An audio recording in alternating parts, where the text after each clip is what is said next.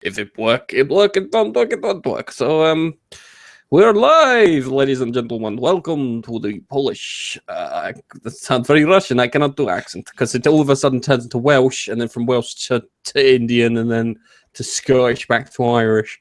Hello, ladies and gentlemen, boys and girls, children of all ages. Welcome to the Gaming Roundup for week 35. As always, sitting in the bottom corner of my screen is the lovely Nigel, the man who was born with no nipples. Say hello, man with no nipples. Hello, man with no nipples. I have no idea what describes you as the man with no nipples. I've literally no idea. I think I do. It's a subconscious thing from you singing about your nipples on the geezer corner, and I think that's why you are the man with no nipples. What an intro! Already off fucking pieced. Pardon my language. So this week we've got some stories. We're going to be talking about PewDiePie breaking a world record, Apple trying to get into the kind of video games market very poorly, Fallout 4, a bit of Doom, the Dinklage Nolan effect for Destiny, Sony celebrating their 20-year anniversary, and our unfinally story followed off with some shameless plugging and Nige embarrassing himself. Nige, you ready? Okay.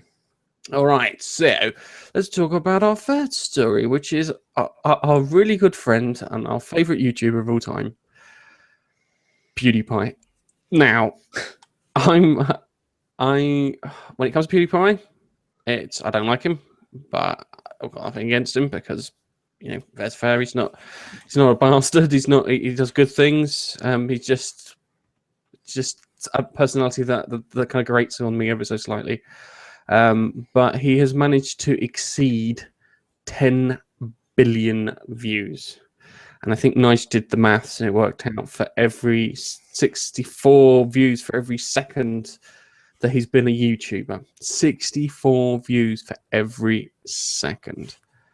Now, congratulations, well done. I've got no problem with that. My problem isn't with Pewds. So before I go off on a weird bitching rant, Nige, do you want to just pile in there before you just hear me moan and complain about something that I've moaned and complained about several times before? Well, the only thing I can say is what a fantastic achievement as a YouTuber. It is phenomenal, really. 10 billion. Sorry, I should do this in the 10 billion views. It's crazy. Absolutely crazy. It's a huge amount, but yeah, it's not my cup of tea, but I can appreciate how he's got there and what he's done. And I have the same sort of issue, and it's not with him. No, it's not with him. As far as I'm concerned, he done good. Yeah, the man's he's done really well. He's done really well. That gravy train. Yeah, he broke the gravy train. He broke the gravy train and drove into a sea of gravy, where he swam until he got 10 into a goddamn cruise boat. Yeah, it's not that. It's YouTube that I've got a problem with, and it's the fact that YouTube are just continuously promoting him. Yeah, and it's like, seriously, guys, it's like kind of when you hit past the million mark, I think you kind of hit critical mass, and you kind of, how can I put it? You promote yourself, and things just kind of come along, and there's lots of word of mouth and this, that, and the other, and lots of people talking about you, and there's lots of things on Twitter and social media and all this stuff here. So I find it really irritating because whenever I search for a video, he's always in the search results. I could be searching for fucking Spider-Man 2 bloopers, and I will get, here are several lists of deployment, a fifth one down. PewDiePie does blooper reel, and it's like, for fuck's sake. No. There's unrelated internet traffic to him. It's just a bit irritating. But yeah, what I was saying to Gareth just before we went on air, I think YouTube's got it wrong, where they are promoting people who are big already, who could quite easily self-promote through people sharing their stuff and all that stuff. People do it for them. Their subs do it for them. However, what YouTube should be doing is trying to look into the littler guys like us, where we need the YouTube help. Because in the end, that will result in bigger, much more bigger YouTube channels, and of course comes with that the ad rev that comes with it. So where the big guys over 1 million subscribers are already raking it in with ad rev and subs and views and all that sort of thing, just for YouTube sort of like terminology, why would they promote somebody who isn't going to earn them any money? However, they're going to do it anyway. They've got 1 million subs. So people who are under that are the people who need the help from YouTube. So if YouTube put the effort in and helped people of a smaller size to grow and promote their stuff, so basically it will make more views for these smaller people. People will more sub to them, more views for those people, and in fact it will help, and actually ad rev for YouTube in the end will be higher. That's my theory anyway. From my end, it's just having a bit of diversity inside the thingy. Is yes. The thing that really pisses me off is when he comes up in a search result and I'm not looking for anything gaming related. That's when I go, oh, for fuck's sake, can this stop, please? Yeah, it really is. I know he's a good guy. I know he's done lots of stuff for charity, yeah. But dear YouTube, if I am looking for stuff on the new version of Ghostbusters, yeah, PewDiePie don't need to be in that. PewDiePie has a scary compilation. It's like, no, that's got nothing to...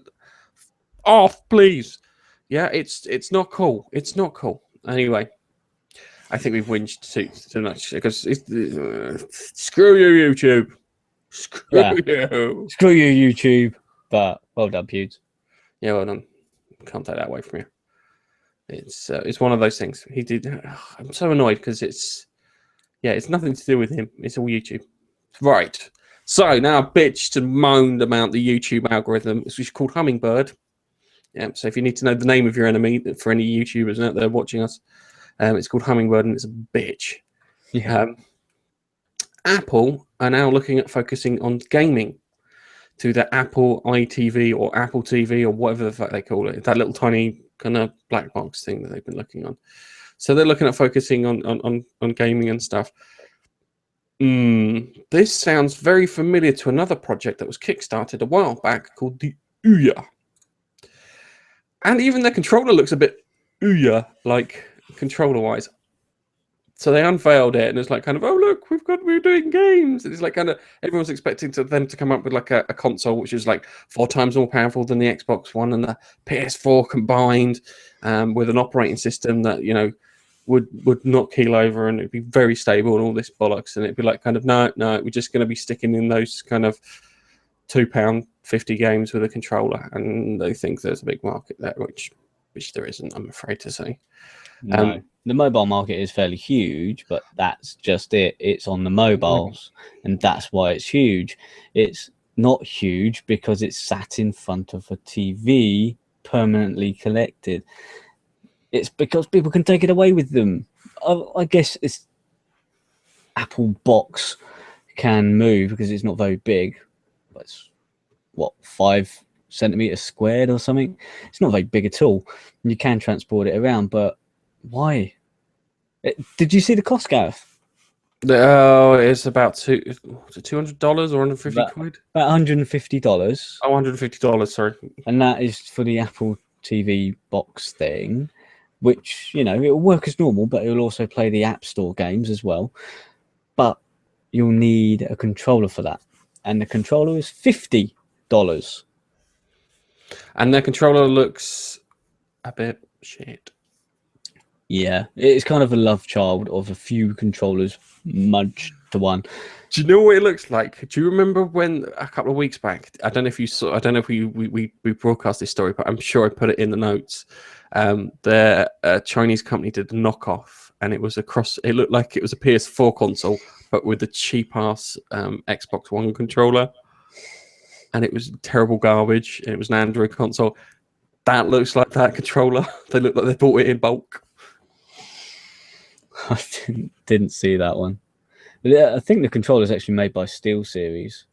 So it won't be of terrible quality because SteelSeries, you get a lot of PC peripherals, mouse, keyboard, that sort of thing, and they make good stuff. But it still looks crap. Yeah. It looks crap. It does. This is the one we just bitch about everything. Oh, Apple's PewDiePie's got 10 billion views. Oh, it's shit. Apple's more out. Oh, that's gonna be shit.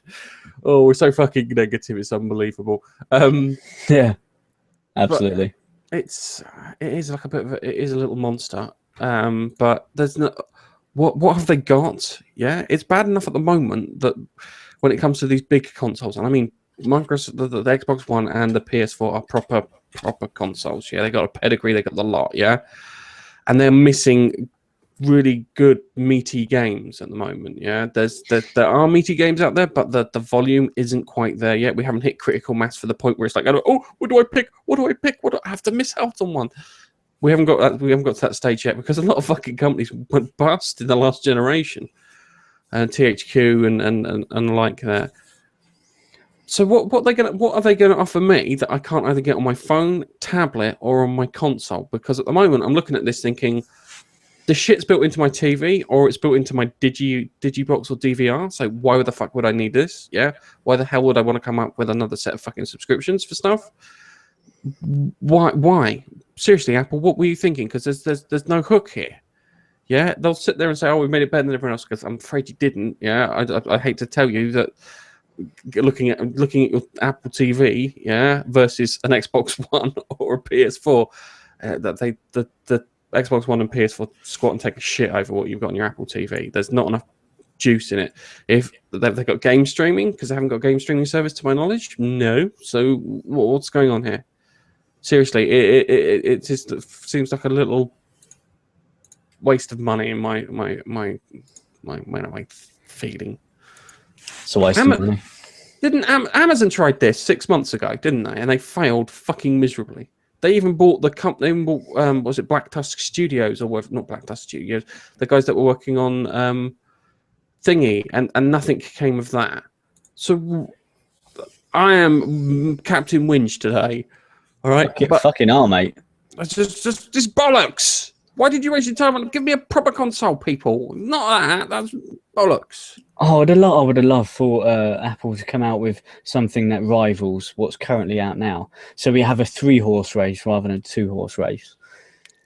I'm forgetting the Wii. I'm forgetting the Wii because that's not out yet, and it never was in the race, to be honest, because it's not a similar type of console. If they'd have turned around and said, right, what we've done, yeah, is we have bought Nintendo, because Apple can easily afford to buy Nintendo. Nintendo's quite cash rich, yeah, but Apple's the richest company in the world at the moment, yeah. So they bought Nintendo, yeah. They then bought a hardware company and they put the fucking thing together because they do gorgeous hardware, yeah. I know it's not the be all and the end all, but they do nice hardware, okay. So they put together a console. And they got Nintendo on there, and they turn around and say, "Here you go, guys. This console is 2 times more powerful than anything you got at the moment. Yeah, it's medialess. Yeah, and you can use all your Apple stuff on there too. So you got your music, yeah, videos, everything like that. If they'd have turned around and done that, I think I would have spooged in my pants, because that's the only way. They would have to have bought Nintendo though, because it would have been like kind of, because everyone would have gone, shit. They're really big, and they would have kept quiet about it too. But no, yeah, sorry. Where was the Apple Fire? Sorry, and was it the Amazon Fire TV with game controller? That just vanished. Just vanished off the face of the fucking earth. They released it. We saw the controller, and then went the way of the Ouya. Ouya. Anyway, let's get on to. Can we talk about something a bit? I want to talk about something I feel a bit more positive about, because at the moment I am just. It's a dreary Sunday afternoon, and I want to talk about something cool. Let's talk about something cool. So, always cheers me up is talking about Fallout 4. So let's talk about Fallout 4. What we got here? We got Fallout 4 season pass. Fallout 4 is going to come out with a season pass. Oh, I can now whinge about season passes. I'll be honest with you, out of all the additional content that I've ever been sold by any company, the Fallout stuff has probably been the best stuff. The stuff it's clearly they clearly come from the school of add-ons rather than the school of I'm going to sell you. I'll sell you this mouse for an extra £1 because you won't be able to get it there. And then this one here, this exclusive one, was given to GameStop, which you can't buy, I'm afraid to say. No, they never did any of that shit. They went, right, here's a big fucking story, boom. Right, yeah, you want to figure out what happened to the courier at the end of the fucking G Vegas? There was an alien UFO. There was something behind that alien UFO. We'll show you there's something about behind that alien UFO, yeah? There are other places outside the wastelands that you haven't explored, like Point Lookout and whatnot, and, Colorado and bits like this. And they felt really good and genuine, and there was a big MT and whatnot. So their stuff instantly felt like there was some quality behind it. But with this, they're gonna be bringing out stuff. They don't know what it is. So for me, from my point of view, is I ain't gonna touch it until the first one comes out and make sure it's not completely shit. If I look at the first one, it's like if it's really good and I'm really excited by it, I think I might put the money down for the entire season pass. But I'll just buy the content singly on its own. I think it is probably the only season pass I would buy, except the one time I did buy the one for Battlefield 3 because I was playing a lot of Battlefield 3. I got that one, but so I could play all of the rest of the stuff that came out from following year. And what they did say is that you would get every expansion. Literally every expansion they decide to bring out for Fallout 4. They're not going to limit it. Yeah, but the thing is that Bethesda are usually quite customer savvy, but from a business point of view, when you hear that, you think, "Oh, you have to bring out 3." That's what it sounds like. You sit in those meetings and go, "You only have to bring out 3. It's just 3 and everything. I won't bring 3 out. That's it. Just I pay for 3. It says in the terms and conditions and whatnot." And, yeah, and I'm just going screw you for as much cash as possible. I'm not going to buy it straight away. I'm going to wait. I'm going to see how big Fallout 4 is on its own, which is going to be huge on its own. Yes. There's going to be a lot to do before you even think about getting DLC. So it may not even be needed for the casual gamer. No, it may not be needed for casual gamer at all, because the game itself might just have enough content in there. And if they bring out the creation apps and bits for it too, then maybe, just maybe, it'll have enough to go on its own without even having anyone touch it. So, yeah, I think it'll be fun. It'll be cool. But you also know what Bethesda was showing off, because they said about it at E3, but we got a decent video for them showing off their Doom level creator kit. Yeah, where they have like a snap mechanic thing, and you weren't muted then, by the way. Snap mechanic thing to put the level together, and I've lost Nigel. There we go. Anyway, and I'll come back to it. Right. So what was I saying? Yeah, they have like a snap mechanic to put the level together and whatnot. Yeah. And so you can put the level together, and they were showing off how it works. And it's literally like kind of, you start off with the basic layout of the level, and you pop all the bits into place. So you have like your corners and your big arena bits and your raised up areas and whatnot, and your stairs and that. So you put all that stuff together, and then you go into the detail view, and then you can make modifications to it. So you can just tweak this ever so slightly, then pop in all your what do you call it? Like the little kind of bits in there for like the barrels and stuff, and then put the enemies in there, and then put the other bits in there.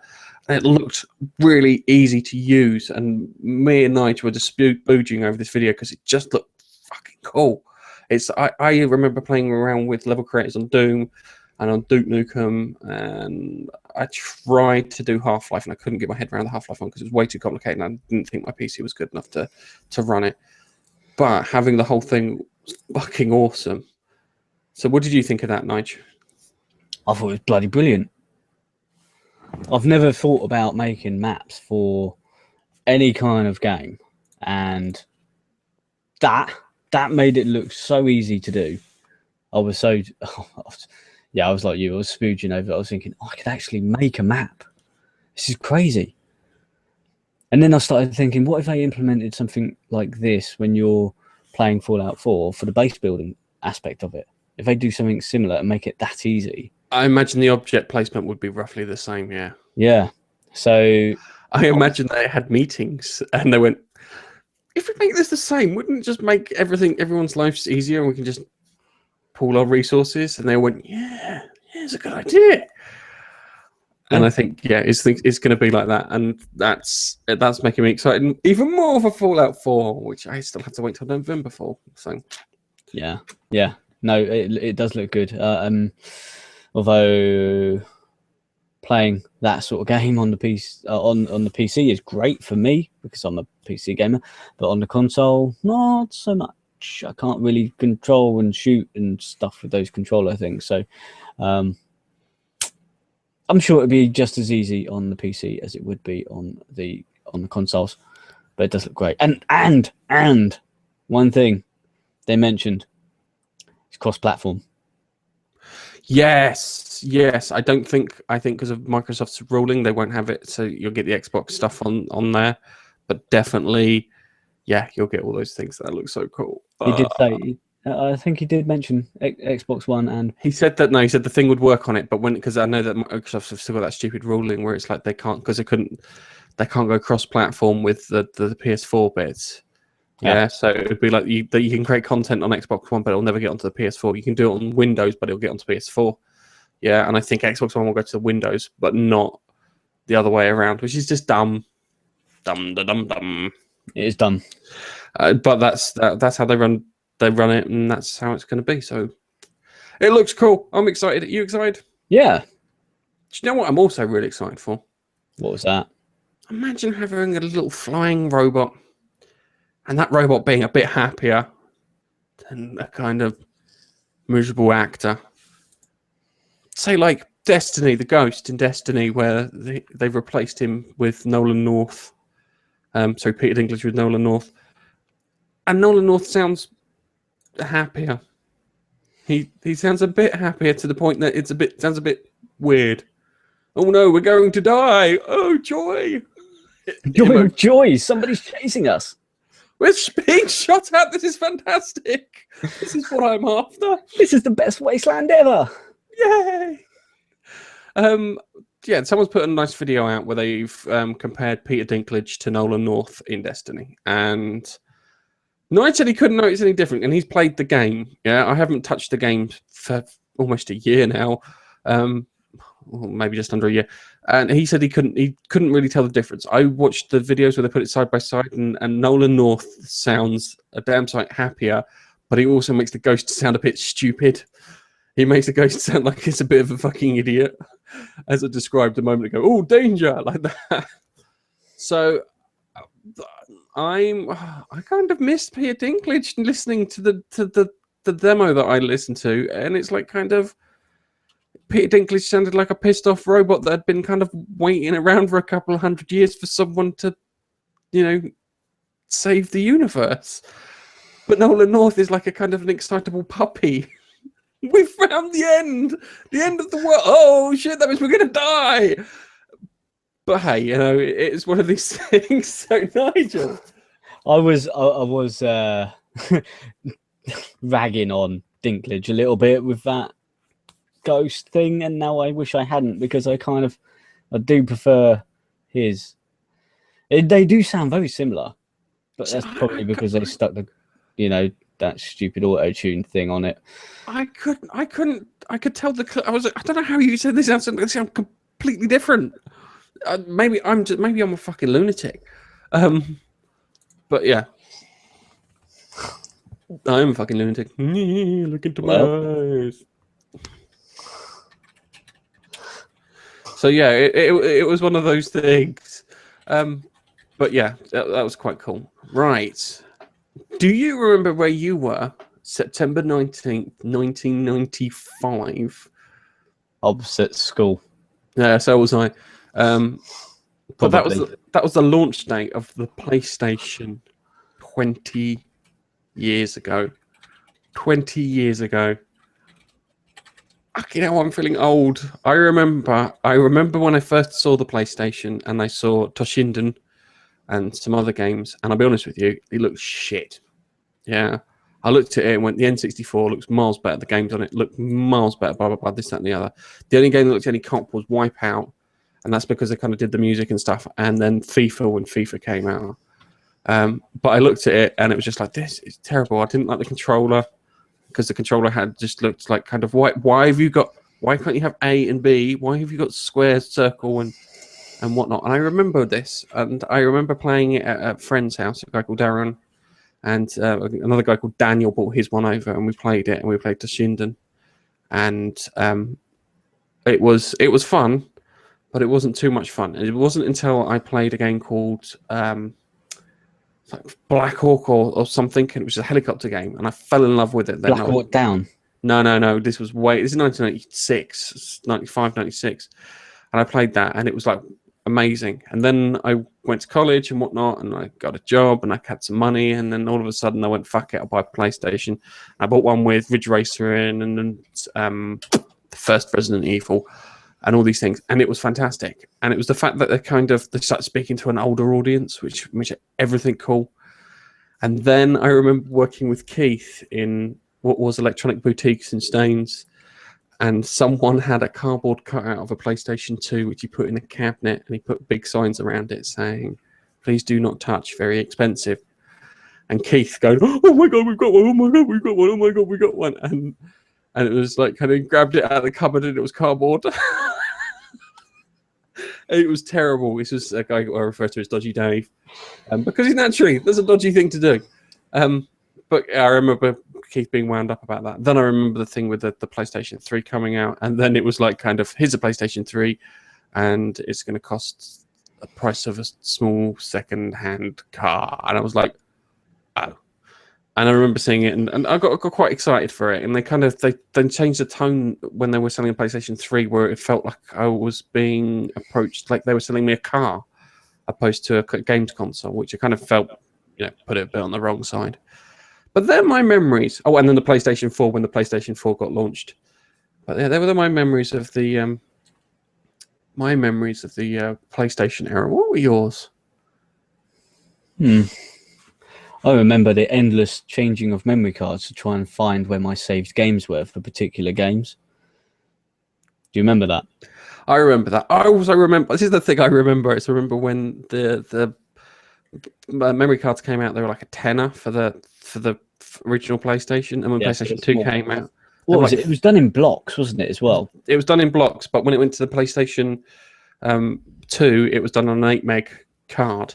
Yeah, and I remember thinking, oh, brilliant, because if it's the same price as the memory cards of the previous one, which were like a meg each, yeah, I can buy a couple and put it there. They were like 40 fucking quid. And I was like, piss off. I'm not paying that. Bollocks to you, pal. Dare you rip me off, mother... Huh? I think it came, the PS2, it came with a memory card. One 8-bit or 8 meg memory card. I don't know. I don't think it did. I remember buying mine separately when I bought mine. I can't remember, so long ago.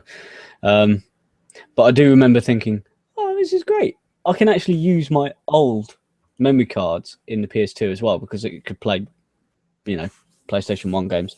So that was pretty good, because the amount of cards I had, because I was playing games like Final Fantasy, and the amount of blocks it took up was crazy.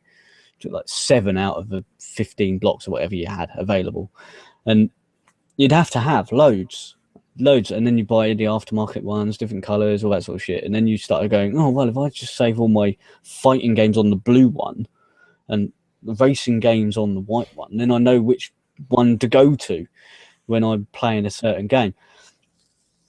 Yeah, all the fun. Yes, I remember that. I have fond memories. And to go along with the fact that the PlayStation is 20 years old, they've got a sale on, because naturally you have a sale on. I would have preferred some free games on PlayStation Plus. Take note, Sony.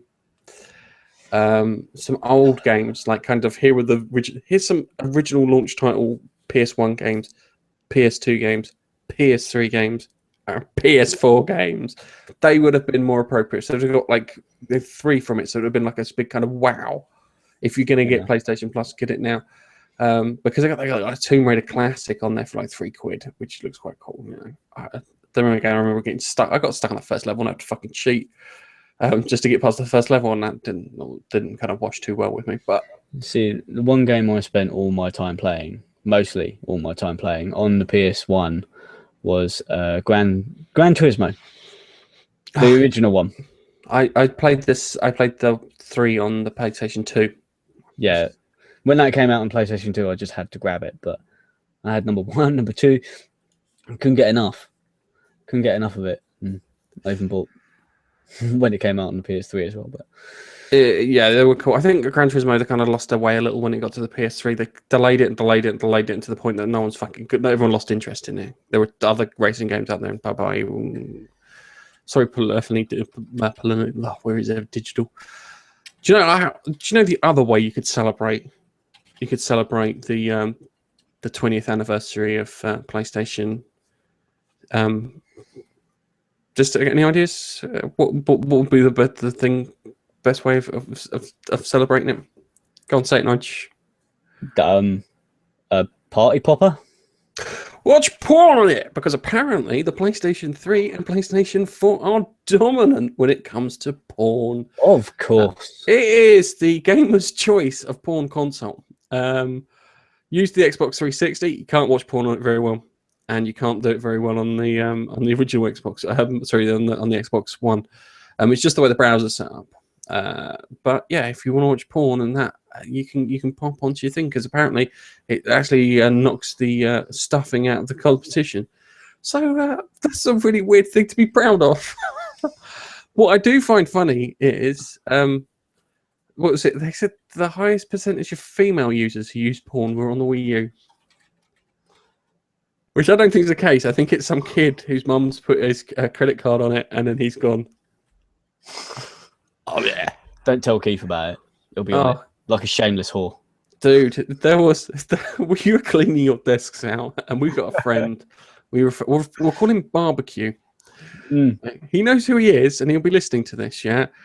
And our friend Barbecue kept on looking at kind of slightly nudie images on his computer at work. And his argument was, oh no, they're art. And it's like, no,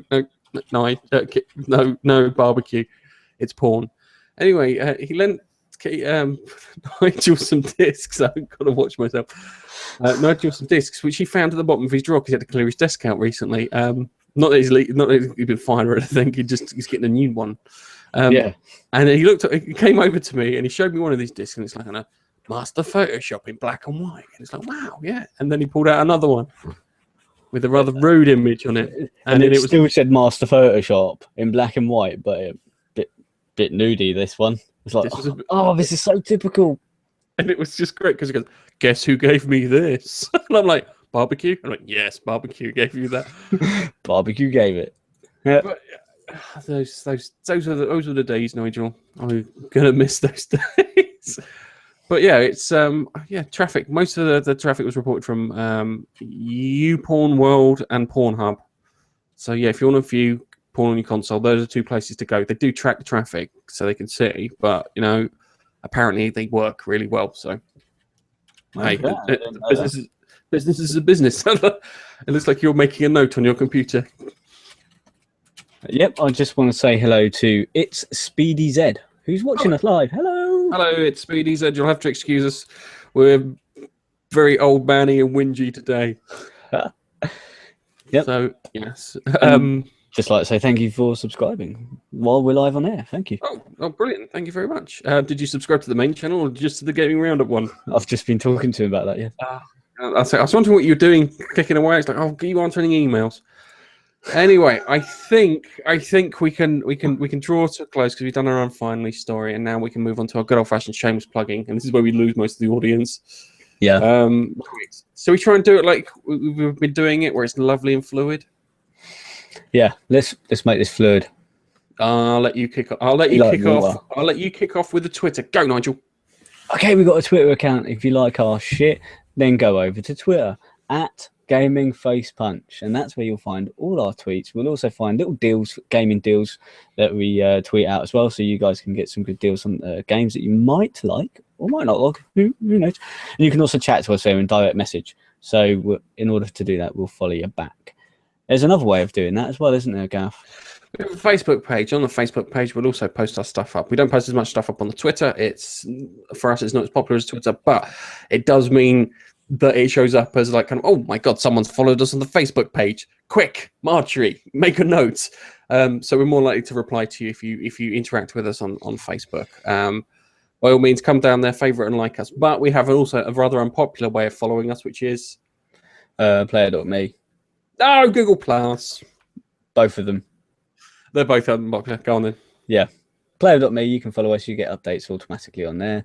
And Google Plus is just the bastard love child of everything. So if you've got a YouTube account, then you've got a Google Plus page. And if you follow us on Google Plus, then you get a notification of when we go live on things like this on our gaming roundup.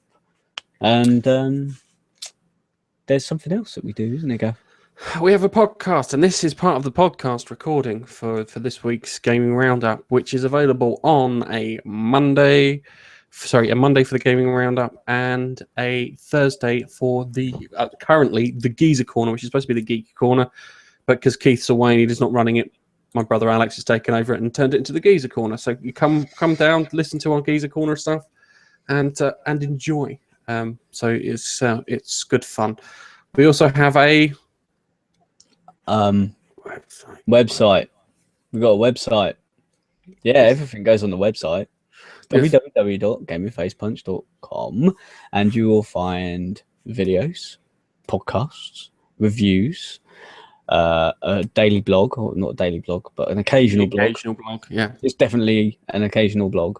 You'll find that there as well. And other bits. So if you do forget anything here that we're telling you about a Facebook and a Twitter and stuff, there's also an about page where you can find this information as well. So it's all on there, everything. Yes.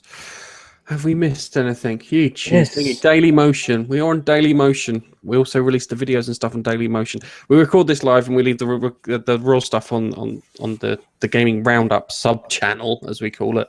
But we also have Daily Motion. On Daily Motion, you can come and watch our videos. And what I tend to do is I tend to load the videos up to YouTube, schedule them. But on Daily Motion, I just tend to let them go free into the wild with no scheduling whatsoever. So you can see the videos in advance. If you'd like to come over to Daily Motion, click the follow button, which would be nice because we've got about 3 followers on it at the moment. But it's a damn sight easier to use, and we seem to show up better on their search results than we do on YouTube. So yeah, come follow us on that. We also have a blogger site too, which is more like a log of everything we've been doing. It just shows up where the videos have been released and the podcasts have been released and whatnot. And there's not like a billion tweets and stuff in between, so you can just check what we've been doing if you want to see the history of Gaming Face Punch. So yeah, that's it. I think it's time to say goodbye, Nigel. It is. Do you want me to say goodbye first? Yeah, no, so the idea was I think it's time to say goodbye, Nigel, was pretty much a big fucking cue for you to say, yes, goodbye, Nigel. But no, we got... I don't know. Yep. I'll say goodbye. And if you have been watching us live, thank you. And we'll see you hopefully in the next one. Yes, by all means, pop over to our YouTube channel, watch some of our videos. They're kind of more condensed, compact, and we sound much, much more coherent than we are on this. But hey. This is the theory. A game theory. A YouTube theory. But hey, I will say goodbye, and we will see you in the next video. I hope I don't get hit with a copyright strike for that. I know, that's why I said it like that.